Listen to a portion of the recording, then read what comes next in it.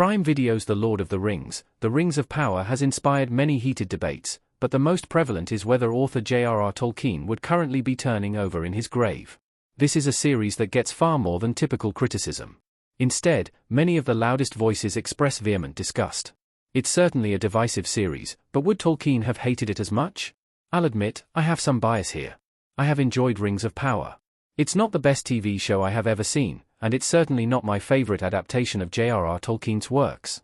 Still, I find Rings of Power to be visually breathtaking and a good deal of fun. I've also been deeply critical of some of the silliest ways that the Prime Video series has gone wrong. However, I've yet to find it blasphemous. To hear many tell it, Tolkien would be in a rage if he were alive to see Rings of Power. This would be in response to, according to them, the presentation of Galadriel as a warrior, the confused timeline, the skin color of the characters, and even the existence of baby orcs. From these viewers' point of view, Tolkien would demand changes, or wish the show taken straight off the air. We can't know for certain what JRR Tolkien would think of any modern Lord of the Rings adaptation. Elrond, Robert Aramayo, wearing armor and with a blooded face in Rings of Power Season 2. It's important to note that any discussion about how Tolkien would feel about Lord of the Rings adaptations is pure speculation. The author expressed himself rather clearly through hundreds of now published letters, and these are often used to support one side or the other, and I will do the same. However, we can't ignore that these letters don't directly relate to modern adaptations. Tolkien was openly critical of literature and media. It was almost all part of the fun to him, since he was just as vehement in criticizing his friends' and family's art as he was those of the distant past. Tolkien was also very open about his preference for the written word over film and television. He couldn't imagine a world in which the complexity of his work could be brought to the screen. All the same, Tolkien willingly sold the screen rights for Lord of the Rings. This was famously done out of financial necessity, and, shortly after, Tolkien expressed his belief that no film could do his story justice. He was right, of course. Even today, Hollywood magic can't quite cut it. However, even knowing that the screen would vulgarize the Lord of the Rings, Tolkien was willing to see what others would do with his art. Of course, Tolkien was talking about the possibility of an animated film in the above letter.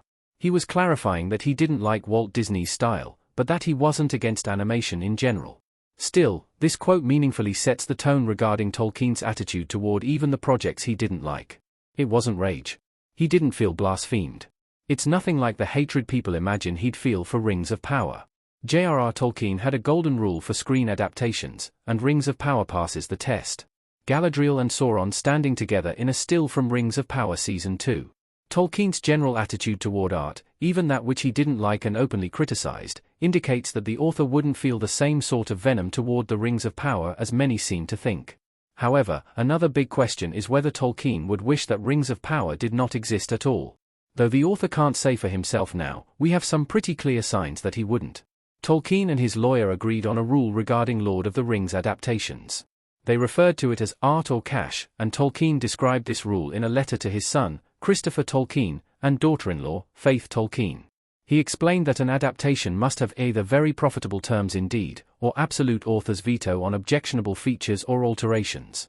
This essentially meant that Tolkien wanted either to have the right to veto anything he didn't like in a screen adaptation, or he wanted them to pay him well enough for his silence. Tolkien frequently joked about the retirement benefits he would receive from filmmakers paying him to adapt his work. He preferred the art over the cash, but he wasn't above letting others adapt his work as they saw fit if the price was right. It's not the policy of a man who would rage if changes were made.